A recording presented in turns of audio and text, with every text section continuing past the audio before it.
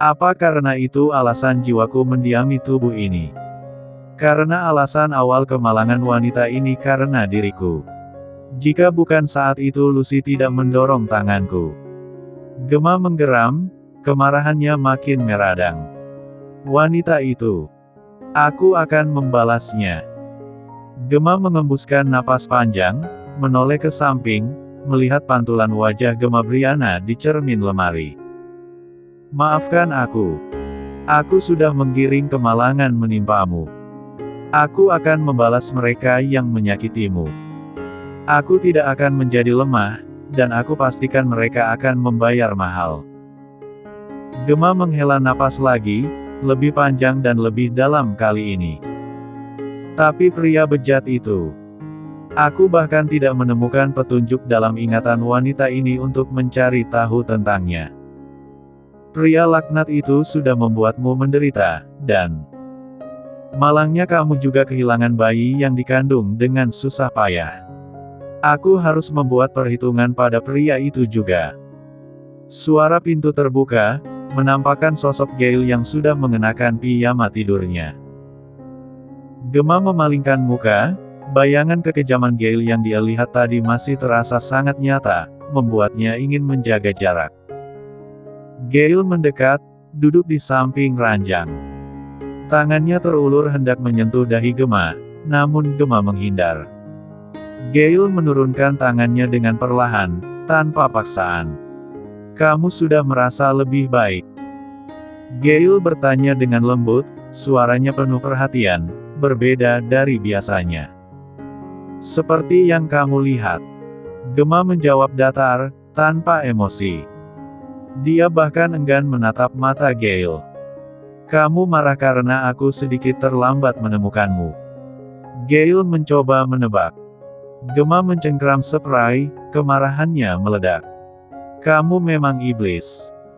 Hanya seorang yang berjiwa iblis tega melakukan pembantaian seperti itu. Gail tidak marah, justru tersenyum. Senyuman yang bagi Gemma adalah sebuah tipu muslihat. Itu keadilan. Aku memberikan hukuman setimpal karena berani menculikmu.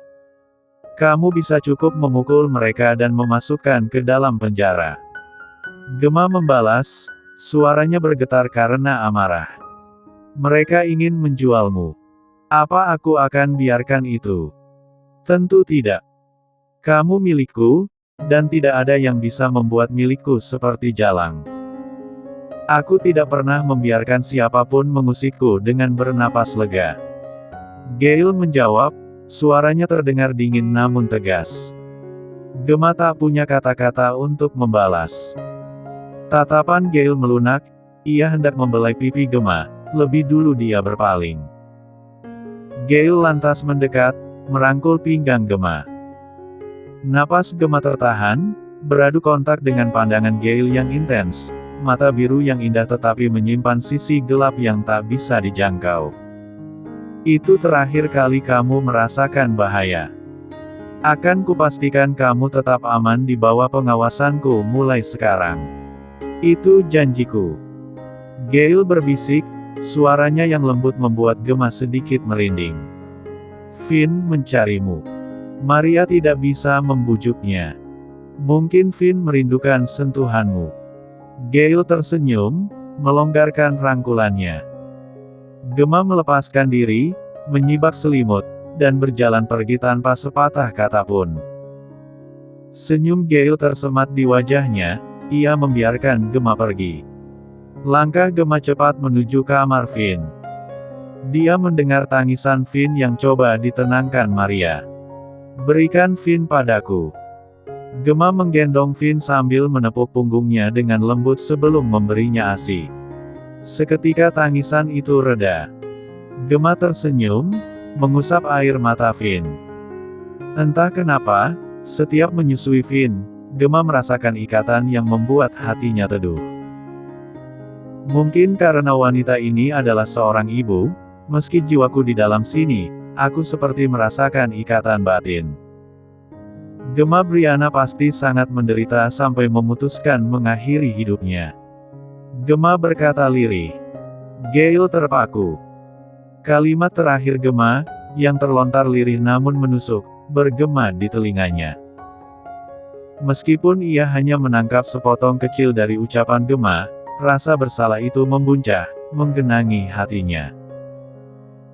Ia tahu, tak bisa memaksa Gema mengingat masa lalunya, masa lalu yang dipenuhi oleh perbuatannya sendiri, perbuatan yang telah menyebabkan penderitaan mendalam bagi wanita yang berhasil menarik perhatiannya. Gail berbalik, beranjak keluar dari kamar Finn. Langkahnya kokoh berjalan menuju balkon teras depan, memandang hamparan permadani hijau yang membentang luas di bawah langit malam yang gelap gulita. Udara malam terasa berat, dipenuhi aroma tanah basah dan dedaunan yang membusuk. Wangi yang membumi dan sedikit melankolis. Kabut tipis menyelimuti halaman luas di bawah, menghilangkan detail taman yang terawat dengan rapi dan mengubahnya menjadi lanskap. Satu-satunya suara adalah desiran angin yang menerpa pohon cemara di tepi properti dan suara hujan yang berdebar ritmis dan hipnotis di atas atap balkon yang luas. Dari arah belakang, Marlon mendekat setelah membersihkan diri. Sedangkan Dante, memilih mengisi perutnya karena seharian tidak bisa makan dengan baik. Aroma parfum mahal Marlon, campuran jeruk yang tajam, menembus udara malam yang lembab. Lelaki berjanggut bersih itu berdiri di samping Gail menyisakan aroma cendana yang samar tertinggal di belakang. Tatapan Gail tertuju pada hamparan berkabut di bawah, kegelapan menyembunyikan detail, namun entah bagaimana memperkuat rasa isolasi. Suara hujan yang berdebar ritmis makin kuat, mencerminkan kekacauan di dalam dirinya. "Apa yang kamu cemaskan?" Marlon bertanya, suaranya lembut dan penuh perhatian. Ia tahu ada sesuatu yang mengganjal di hati Gail. "Gema." Gail menjawab, suaranya berat, penuh dengan penyesalan. "Aku alasan dia memilih mengakhiri hidupnya." Marlon tercengang. Ia membalikkan badan, tatapannya bertemu dengan mata Gail yang dipenuhi oleh penyesalan yang mendalam.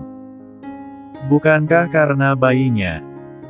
Gail menghela napas panjang, napasnya berat dan dalam, seolah membawa beban yang tak tertahankan. "Dia mengenalku. Tahu jika aku yang melakukan itu padanya setelah malam itu." Marlon mengerutkan dahi, mencoba memahami. "Tapi Gema tidak pernah datang padamu, melainkan wanita licik itu dan Gema tahu siapa aku, juga tidak bisa mendekatiku karena malam itu." Gail memotongnya, suaranya datar, tanpa emosi. "Entah bagaimana dia bisa ada di kamarku, aku hanya berpikir seorang jalang yang datang padaku." Kata-kata itu terlontar tanpa beban. Marlon menyisir rambutnya dengan jari-jari ke belakang. "Kamu berpikir wanita itu adalah Ana saat dia ada di sana begitu kamu terbangun dan memainkan perannya." Marlon tertawa tanpa suara, tawa yang getir dan penuh ironi. "Rubah licik itu benar-benar. Tapi, bagaimana Ana ada di sana sedangkan Gema yang kamu tiduri? Apa itu berarti Ana yang meminta Gema pergi?" Gail tak lantas menjawab. Tatapannya kosong, tertuju pada hamparan hijau di bawah langit malam. "Maka itu yang harus aku cari tahu dengan membawa Ana ke hadapanku dalam keadaan hidup. Aku tidak bisa memaksa Gema mengingat itu karena dia pasti akan sangat membenciku." Keheningan menyelimuti mereka, hanya diiringi oleh suara angin malam yang berdesir di antara dedaunan. Marlon tiba-tiba tersentak, satu pencerahan menyambar pikirannya. Sebentar. Ekspresinya berubah, dari kebingungan menjadi pemahaman yang mendalam. "Jika Finn adalah putramu, itu berarti Gema adalah ibunya." Masih dengan tatapan lurus ke depan, Gail menjawab, "Mungkin Tuhan memberiku penebusan dengan membawa Gema padaku bersama putraku sekaligus." Marlon tertawa, kali ini tawa yang lebih lepas, diselingi oleh keterkejutan. "Wah, apa aku baru saja menyaksikan kisah romantis sesungguhnya? Aku biasanya hanya membaca ini di kisah fiksi dan... Kamu pikir aku seperti tokoh fiksi? Gale menyela, suaranya sedikit tajam dan menusuk. Marlon terkekeh, mencoba meredakan ketegangan. Kamu bisa jadi salah satu penggambaran dalam kisah fiksi yang kutemui dalam beberapa buku. Tapi rata-rata bukan seorang penguasa gangster. Marlon menggantung ucapannya, melirik ke arah Gale dengan senyum kaku. Kebanyakan kisah para vampir dan serigala. Kamu perwujudan dari keduanya pada versi nyata. Marlon sudah berbalik masuk sebelum mendapat semburan dari Gale. Mungkin lebih baik Gemma tidak mengingat masa lalu itu. Aku akan mengisinya dengan kenangan baru. Di sisi lain, Gemma baru saja membaringkan Finn dengan perlahan di tempat tidur. Malam ini dia ingin tidur bersamanya. Mentari pagi menyelinap melalui celah-celah tirai jendela, menari-nari di atas lantai marmer yang berkilau. Gemma dengan gaun sutra bermotif bunga-bunga kecil yang lembut, melangkah menuju meja makan yang telah terhidang. Dengan sarapan mewah. Aroma kopi robusta yang harum dan roti panggang yang baru keluar dari oven memenuhi udara, menciptakan suasana pagi yang damai. Gale dan Marlon sudah duduk di tempatnya, aura tenang menyelimuti mereka. Marlon dengan raut wajah yang masih menyimpan sisa kantuk, mengulum senyum tipis saat melihat Gemma melewatinya yang hendak menyapa. Tatapan Gemma tetap dingin, tanpa ekspresi, tertuju pada Gale yang sedang menyesap kopi hitamnya dengan tenang. Suasana hening sejenak, hanya diiringi oleh dentingan cangkir dan suara gemuruh kota yang samar-samar terdengar dari balik jendela. Gemma berhenti di depan Gale. Ada yang ingin kukatakan. Suaranya tenang dan tegas. Aku akan melamar kerja di Miracle Global Company. Aku lihat ada lowongan kosong di bagian staf keuangan. Kalimat itu seperti bom kecil yang meledak di tengah ketenangan pagi. Marlon tersedak, kopi menyembur keluar dari mulutnya. Kejutan tergambar jelas di wajahnya. Gale dengan tenang mengangkat wajahnya dari cangkir kopi, menatap Gemma dengan mata yang tajam dan penuh perhitungan. Alih-alih bekerja bersama Eleanor, Marlon memulai, suaranya masih sedikit terbata-bata. Kamu ingin kerja di perusahaan yang merupakan salah satu milik wanita yang kamu tuduh sebagai selingkuhan Tommy. Gemma tetap tenang. Tidak ada raut wajah yang menunjukkan keraguan atau ketakutan. Dia hanya mengangguk, matanya yang indah memancarkan tekad yang kuat. Aku tidak bisa menyia-nyiakan kesempatan kedua ini, jawab Gemma, suaranya lembut, penuh keyakinan.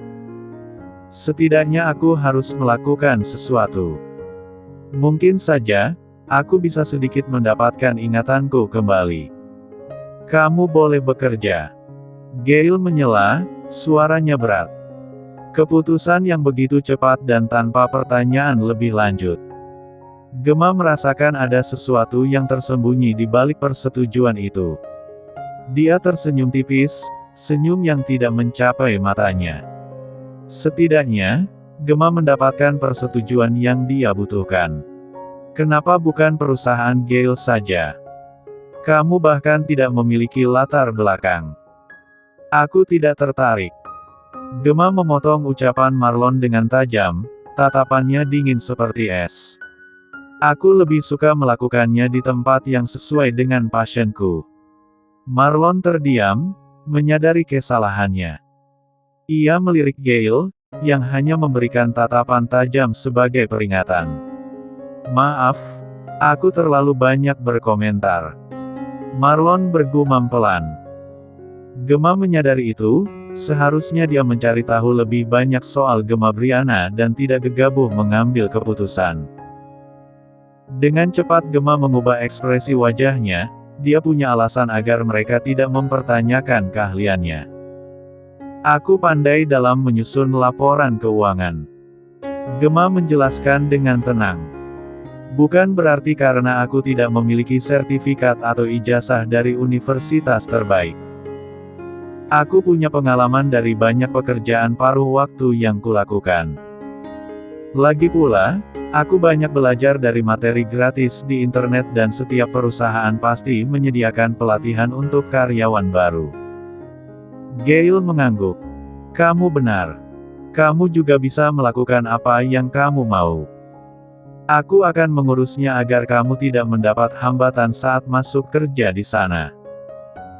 Gemma tersenyum lagi, senyum yang dirancang dengan hati-hati. Anggap saja sebagai hal yang harus dia lakukan agar pria itu tidak mencurigai jika saat ini Gemma mengultimatum alarm waspada padanya. Dia hanya perlu untuk memasuki Miracle Global Company. Terima kasih, katanya antusias. Gemma hendak pergi menahan diri, dia membalikkan badannya. Apapun yang kamu lakukan semalam untuk menyelamatkanku, aku ucapkan terima kasih. Suaranya sedikit lebih lembut, tetapi tidak dengan tatapannya. Kamu memang seperti yang dibicarakan orang, sosok iblis berdarah dingin. Gemma berbalik, meninggalkan Gail dan Marlon dalam keheningan. Marlon hanya bisa melongo, sementara Gail hanya menyunggingkan senyum tipis. Dante yang baru saja bergabung, diam saja, mengamati semuanya dengan tenang. Urus soal ini, Marlon, perintah Gail, suaranya tegas. Pastikan Gemma tidak mendapat kesulitan. Dia pasti punya rencana sampai ingin bekerja di sana. Marlon mengangguk paham. Dan kamu, Dante. Gail melanjutkan, tatapannya tajam tertuju padanya. Kawal dia dengan baik kali ini. Aku memberimu kesempatan terakhir. Jika terjadi sesuatu, kamu akan membayarnya dengan nyawamu. Dante berdiri tegak, ia mengangguk. Akan kupastikan Gemma tetap aman. Gedung pencakar langit Miracle Global Company menjulang tinggi, sebuah monumen ambisi dan kekuasaan. Gemma Briana, rambutnya yang disanggul rapi dan setelan jas yang elegan, melangkah masuk dengan langkah pasti. Di balik penampilannya yang tenang, jantungnya berdebar kencang. Ini adalah hari yang sudah sangat dia nantikan, hari di mana dia akan membalaskan dendamnya pada Lucy, wanita yang telah menghancurkan hidupnya. Dia datang sebagai Gemma Briana, wanita baru dengan identitas baru, sebuah topeng yang akan membantunya mendekati Lucy tanpa menimbulkan kecurigaan. Posisi staf keuangan di Miracle, yang baru saja kosong karena resign-nya seorang karyawan perempuan, adalah kunci rencananya. Tidak sepenuhnya, ada tangan diam Gail yang membantu Gemma, memonitor semua. Rencana itu dari balik layar. Gemma telah melalui proses perekrutan dengan sempurna, menunjukkan kecerdasan dan kemampuannya yang luar biasa.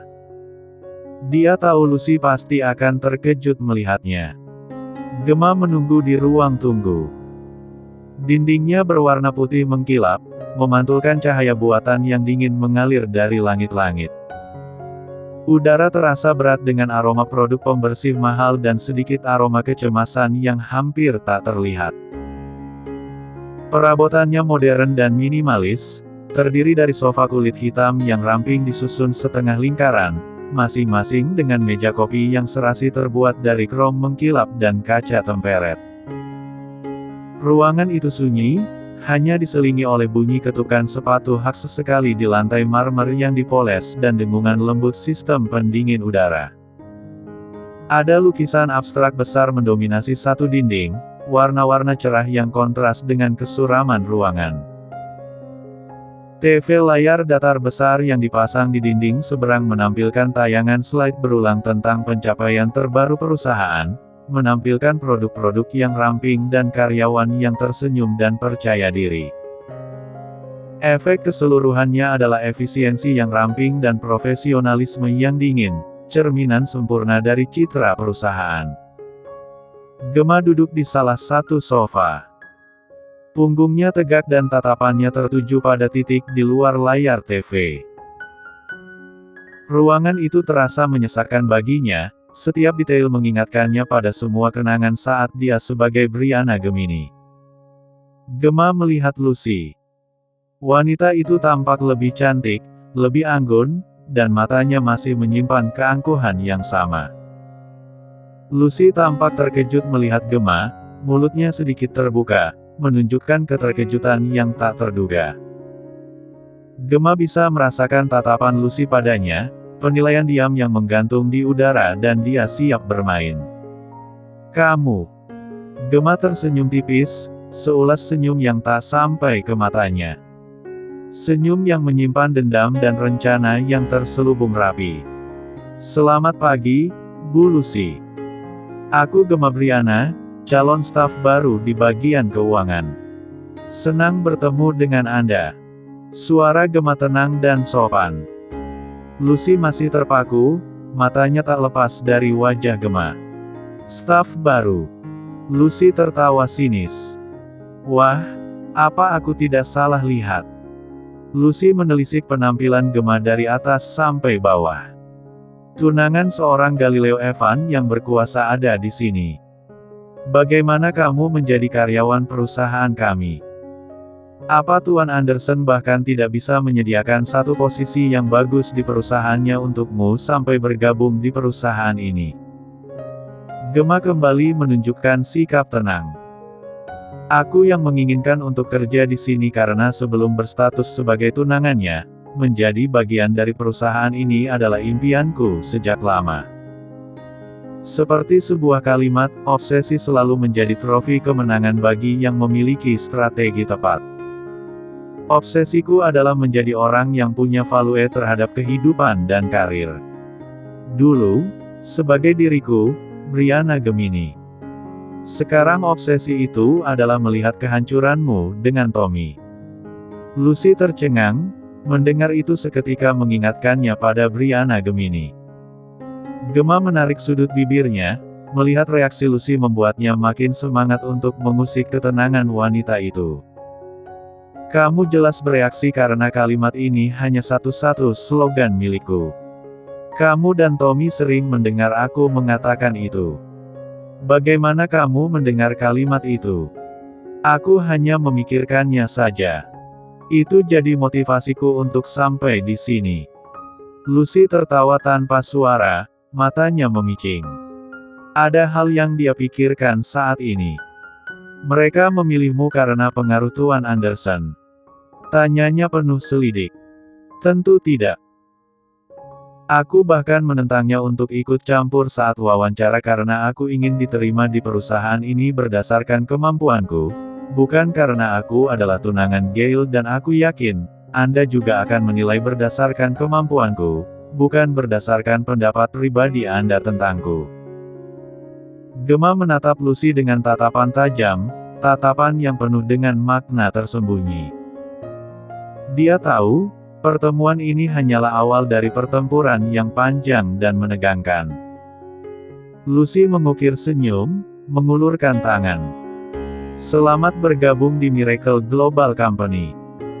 Kuharap kamu benar-benar menunjukkan kemampuan dan kualitasmu di sini. Tentu saja, Bu Lucy.